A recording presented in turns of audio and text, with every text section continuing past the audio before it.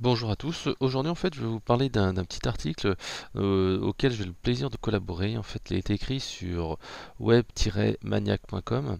En fait, Marc Oralt m'a posé une question en me disant, bah voilà, comment on peut se faire connaître sur Internet en 2020 via l'inbound marketing? Et donc, j'ai eu le plaisir de répondre avec 9 autres personnes sur le sujet. Alors, je ne vais pas vous refaire tout l'article. Ce que je vais faire, c'est que je vais vous lister les bonnes idées que j'ai retenues. Alors, la première, en fait, ça vient de Gabriel Dabischwebel de 1 minute 30. Tout simplement, c'est assez simple. Il rappelle que l'inbound marketing, c'est bien, mais c'est complémentaire de l'outbound marketing. Alors, si on parle un peu plus français, l'inbound marketing, qu'est-ce que c'est? C'est attirer les gens à vous via du contenu en particulier. Et l'outbound, qu'est-ce que c'est? C'est de l'appel sortant et de la publicité pour faire venir les gens. En fait, il y a vraiment les deux aspects. Un, c'est les gens qui viennent à vous, inbound marketing. Outbound marketing, c'est vous qui allez chercher les gens. Et c'est vrai que moi, pendant des années, j'étais vraiment un grand fan de uniquement l'inbound marketing. Et c'est vrai que je me suis rendu compte au fil des années que finalement, l'inbound marketing, ça permet certes de générer du trafic, mais souvent en fait les contacts qualifiés sont pas forcément au top. Parce que tout simplement, allez, si vous faites du livre blanc sur un blog ou des choses comme ça, et bien tout simplement vous allez attirer grosso modo 90-95% de gens qui sont hors cible, c'est-à-dire qui sont juste en démarche de renseignement, ce sont des étudiants, des gens qui sont hors cible, pas le budget, etc. etc. Et c'est pour ça en fait que de plus en plus je suis convaincu qu'il faut à la fois de l'inbound et à la fois de l'outbound. Et c'est intéressant parce que justement en ayant écrit le livre de growth hacking, en mettant en place des techniques de growth hacking, en fait là on est plus souvent dans des techniques de outbound, c'est-à-dire qu'on va aller contacter des gens, que ce soit sur LinkedIn, que ce soit sur la pub Facebook, que ce soit sur d'autres carrefours d'audience. Et c'est vrai que là je me rends compte que là ça marche véritablement bien, et c'est en équilibrant les deux qu'on arrive véritablement à avoir une croissance à peu près correcte. Et ça en fait c'est exactement ce que disait Gabriel, l'inbound et l'outbound sont complémentaires, puisqu'en fait, comme je le disais précédemment, l'outbound permet d'aller cibler les bonnes personnes et tout simplement d'aller closer les deals. Voilà. Mais je rappellerai, et Gabriel le disait également, il faut de l'humain avant tout. Pour l'instant, et c'est peut-être pas, ça sera peut-être pas vrai dans quelques années, mais actuellement, des humains achètent à des humains et les gens achètent à des personnes. Il n'y a pas très longtemps, en fait, j'ai organisé une matinée avec des consultants, des prescripteurs dans notre secteur d'activité, et j'étais avec un de mes collègues, Frédéric S, et on était en train de préparer donc la présentation PowerPoint, et puis donc on travaillait sur les slides, et comme d'habitude, à chaque fois, il faut modifier des choses, ajouter des choses, etc. Enfin, vous savez comme moi comment ça se passe. On passe du temps à changer des phrases, supprimer des slides.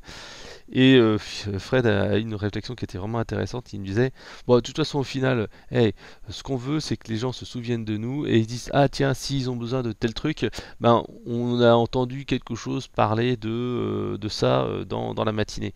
Bref, il a concentré en disant, voilà, ce qui est important, c'est que les gens nous trouvent quelque part sympathique, qui sache à peu près ce qu'on fait, et après en fait ça sera déjà l'essentiel de la matinée. Et c'est vrai que moi au début je disais mais non Fred, on va les convaincre, on va montrer qu'on est des leaders, on va montrer que ceci cela, et au final à la fin de la matinée je me suis rendu compte que c'était plutôt lui qui avait raison, parce qu'en a fait on a passé plutôt un beau moment avec les personnes, on a échangé. C'était une présentation PowerPoint qui n'était pas du tout dans le mode classique où en fait on fait une démo et puis voilà, on était vraiment dans l'échange. À chaque entre guillemets slide, je demandais aux personnes de l'assemblée, on était moins d'une petite dizaine, je demandais leur avis. Alors vous donnez une note de 1 à 10 là-dessus, qu'est-ce que vous connaissez là-dessus, qu'est-ce que vous voulez remonter. Et en fait c'est vrai que les gens sont sortis pour une fois, ils ont dit ah pour une fois on a pu échanger, on a vraiment pu discuter, on a écouté notre point de vue, blablabla. Bla, bla, bla. Et donc en fait c'était un sujet qui était, enfin un mode de présentation que je fais pas de manière habituelle, parce que souvent je suis dans l'académique, la présentation, le pédagogue, voilà, le mec, l'expert qui déroule son discours. Et là, on était vraiment dans l'interaction et dans l'échange. Ça, même nous a permis d'avancer un peu sur nos idées, nos sujets. Donc voilà, donc c'est pour ça que je suis tout à fait d'accord sur le fait qu'il faut, faut faire des actions complémentaires en inbound, en outbound, et surtout mettre de l'humain. Montrer sa photo, montrer sa personne, montrer son émotion, montrer sa personnalité. C'est vraiment essentiel. Moi, je suis vraiment contre tous les discours corporels de plus en plus, et j'essaie de dire j'essaie de donner de l'émotion. Il faut avoir des avis tranchés, et c'est comme ça en fait qu'on arrive à se faire reconnaître. Voilà. Alors ensuite, j'aimais bien aussi une autre intervention, donc en fait juste après la mienne, alors je reviendrai sur ma propre intervention juste après. Donc en fait, juste après, il y avait donc une personne qui s'appelle Louis-Philippe Déa qui a aussi rappelé l'importance du persona. Et ça, moi aussi, c'est quelque chose que j'ai mis en avant et je pense que c'est essentiel. Le persona, c'est son client type. Si vous ne commencez pas par définir qui est votre client type avec ses problèmes, etc., etc., ses besoins, pourquoi il achète, la transformation que vous allez lui apporter, hein, et surtout aussi le fait de lui faire prendre conscience du problème. Parce qu'en fait, moi, pendant pas mal de temps, j'ai été un petit peu dans un mode un peu trop factuel. Moi, je raisonne de manière très factuelle. Et ben voilà, j'ai un problème, je trouve une solution. Le problème, c'est qu'en fait, lorsque vous faites du content marketing, et du inbound marketing, vous tombez sur des gens qui savent qu'elles ont un problème, mais elles savent pas vraiment comment le résoudre. Elles sont encore en mode ouais, mais est-ce que c'est vraiment un problème important, etc., etc. Et donc une bonne partie de votre travail doit être aussi de convaincre la personne qu'elle doit agir et comment et qu'elle a un problème. C'est-à-dire que bon, je sais pas, imaginons que la personne elle ait besoin de fidéliser ses clients, etc., etc. Il faut la convaincre que votre problème en fait, enfin son problème, c'est pas forcément de fidéliser ses clients, mais peut-être de travailler sur les collaborateurs, travailler sur la culture client, ou mettre en place un dispositif d'expérience client, blablabla. Bla, bla, bla. Donc en fait, il faut convaincre la personne de la nature de son problème et ensuite lui proposer la solution. Il ne faut pas aller tout de suite dans la solution, mais parfois il y a un travail sur pourquoi c'est important, le risque de ne rien faire, etc. etc. Voilà. Donc créer un relationnel est vraiment essentiel et c'est en expliquant pourquoi, en parlant de vous, en parlant d'expérience, en parlant de clients, que là en fait vous allez pouvoir faire avancer la personne dans sa réflexion. Alors j'aimais bien également aussi une petite réflexion de Thierry Bertrand qui a créé le site Blog Pas Cher. Donc lui aussi il revient sur les personas, mais il a expliqué que via la traduction, soit automatique, soit manuelle, et ben en fait il a réussi en fait à aller toucher des nouvelles cibles et d'aller à l'international. Moi personnellement je ne l'ai jamais fait puisqu'en fait je trouve que les traductions que l'on a avec un traducteur low cost ou un traducteur automatique, bah, ça c'est pas suffisant, on a une qualité un peu médiocre et donc c'est pour ça que moi je l'ai jamais fait. Mais c'est vrai que si vous avez un contenu important, rien ne vous empêche en fait de passer par d'autres personnes qui sont spécialistes de la langue et leur demander de traduire ça. Moi je l'avais fait quand je travaillais pour un éditeur de CRM international, j'avais trouvé comme ça des traducteurs. Alors j'avais dû quasiment en tester, je crois que c'était 5 à 7 traducteurs low cost pour arriver à un traducteur qui n'était pas si mauvais que ça. Mais c'est vraiment compliqué d'avoir un très bon traducteur. Vraiment, mon expérience, moi, est très difficile. Comment je faisais? C'est-à-dire qu'en fait, je allais sur les sites de traduction pas trop chers, donc Textbroker, Textmaster et compagnie. Je soumettais en fait à 5 personnes un petit texte de 500 mots à traduire dans la langue, par exemple l'allemand ou ça peut être le portugais, l'espagnol et tout ça. Alors bien entendu, pour l'anglais, c'est beaucoup plus facile, mais pour ces langues un peu plus, comment dire, moins internationales, vous avez aussi plus de potentiel. Donc voilà, donc j'avais demandé à 5 personnes de traduire, et sur les 5, en fait, j'avais soumis ça à un natif qui était commercial en fait dans le pays, et en fait, c'est lui qui nous disait, bah non, mais ça veut rien dire, non, c'est pas bien, celui-là est à peu près correct, et voilà. Et donc, je crois que sur les 5, je crois que 5 ou 7, j'avais dû en prendre qu'un, et encore avec des petits efforts de relecture de la part du commercial local. Voilà. Donc ça, c'est quelque chose qu'on peut faire, mais attention au petit warning. Alors autrement, il y avait aussi une remarque qui était assez intéressante de Guillaume Moulin. Il a tout à fait raison, c'est qu'en fait, il faut également travailler sur la page de capture et le cycle de vente et le tunnel de vente. Parce que c'est pas tout en fait d'attirer du contenu, mais une fois qu'on a attiré du contenu, déjà il faut convertir et récupérer les coordonnées, mais après travailler sur la page de capture pour améliorer la conversion. Sans ça en fait, vous allez certes attirer des prospects, mais vous n'allez pas en fait les convaincre d'acheter votre offre. Voilà. Donc la conversion c'est quelque chose qui est important. Donc la conversion ça peut être tout simplement une commande, ça peut être un appel stratégique, ça peut être faire également un web séminaire. Actuellement, en fait, moi, je sais que l'un des meilleurs moyens, enfin les deux meilleurs moyens de pouvoir convertir une vente, alors bien sûr des ventes chères, je ne parle pas de vente à pas cher, mais des ventes chères, c'est l'appel téléphonique, ce qu'on appelle l'audit gratuit ou le rendez-vous stratégique ou le petit truc de 30 minutes à distance où en fait on va pouvoir vraiment échanger avec la personne, qu'elle parle un peu de son problème et c'est là en fait que vous allez créer ce fameux lien et montrer votre expertise. Pour pas être débordé à chaque fois, il y a un système qui est très simple, c'est-à-dire que vous allez mettre un formulaire de préqualification où la personne va parler de son problème, va vérifier qu'elle est dans la cible. C'est-à-dire que si elle a pas, si vous posez par exemple une question, quel est votre budget pour la publicité, pour le marketing, etc., et que la personne n'est pas capable de vous dire qu'elle elle peut dépenser 1000, 2000, 3000, 4000 euros pour votre produit, mais à ce moment-là, hop, vous dites, désolé, vous n'êtes pas éligible pour le truc, mais en revanche, en alternative, je vous offre par exemple un guide ou une vidéo ou quelque chose comme ça. Voilà. Ce qui est intéressant également, c'est que Guillaume recommande aussi de faire beaucoup de contenu evergreen. Et ça, sur conseil marketing, moi j'essaie d'en faire un maximum. Le contenu evergreen, qu'est-ce que c'est? C'est le contenu qui est tout le temps valable.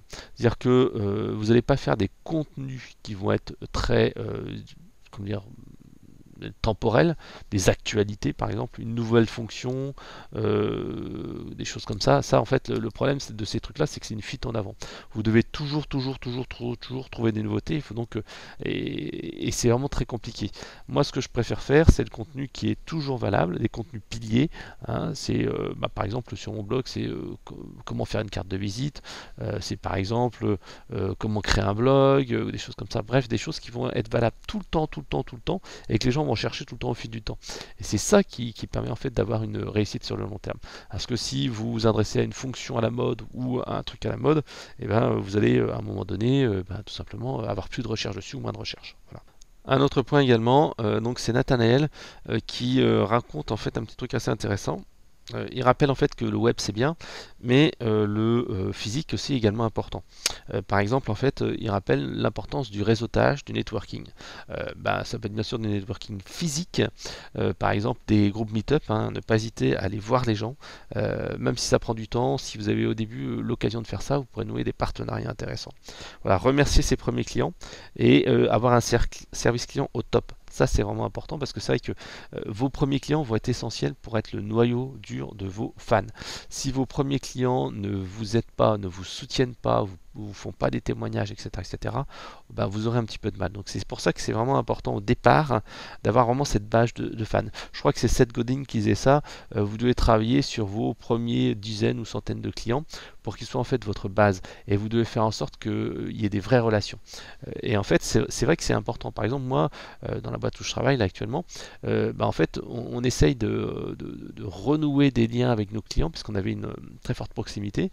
Puis forcément, la boîte a beaucoup grandi et cette proximité est un petit peu perdue. Donc en fait, il faut renouer du lien, par exemple avec un club utilisateur, par exemple avec des rencontres physiques, par exemple avec des visites chez le client, par exemple des visites chez votre top 10 de vos clients, des rencontres direction, des choses comme ça. Bref, allez à la visite de vos clients et c'est là en fait que vous allez pouvoir, bon bien sûr, avoir des retours terrain, etc. Mais il vaut mieux avoir quelqu'un avec qui vous discutez, quelqu'un qui vous dit non ça va pas, etc., que quelqu'un qui vous dit putain ça va pas, il m'écoute pas et je me barre. Donc il faut toujours maintenir cette communication là et ça doit être fait pas uniquement par le commercial, ça doit être fait à tous les niveaux. Et le service client, je sais très bien que c'est un élément clé qui permet en fait de fidéliser les clients. Parce que si un client a un problème et qu'on ne répond pas à son problème, à ce moment-là, ça va être pire que tout parce qu'en fait, tout simplement, il va se dire ils s'en foutent de moi, ils n'ont rien à faire, ils veulent juste mon argent, etc.